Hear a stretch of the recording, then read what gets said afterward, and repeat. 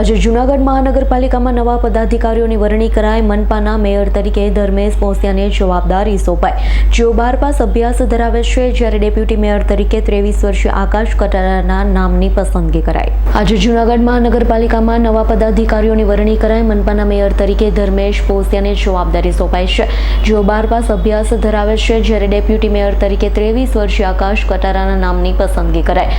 મનપામાં સૌપ્રથમવાર મહિલાને સ્થાયી સમિતિના ચેરમેનની જવાબદારી અપાઈ।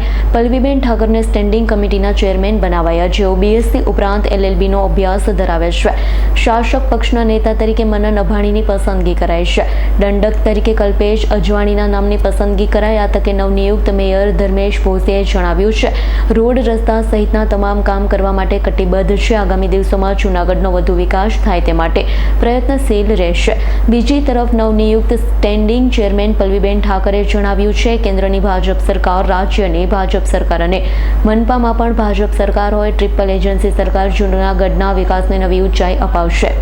મહત્વનું છે કે મહાનગરપાલિકાની 60 બેઠકમાંથી 48 બેઠક પર ભાજપ, 11 બેઠક પર કોંગ્રેસ અને 1 બેઠક પર અપક્ષ ઉમેદવાર વિજેતા બન્યા। આજે મેયર, ડેપ્યુટી મેયર અને સ્થાયી સમિતિના ચેરમેનની પ્રથમ જનરલ બોર્ડમાં વરણી કરવામાં આવી।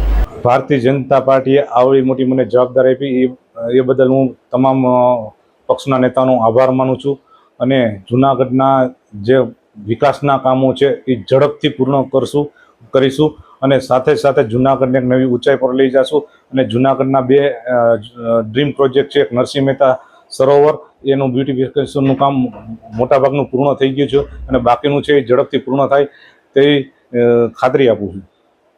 Bureau report, S9 news, Junagadh. અમારી તમામ માહિતીથી અપડેટ રહેવા માટે જોડાયેલા રહો S9 ન્યૂઝ સાથે।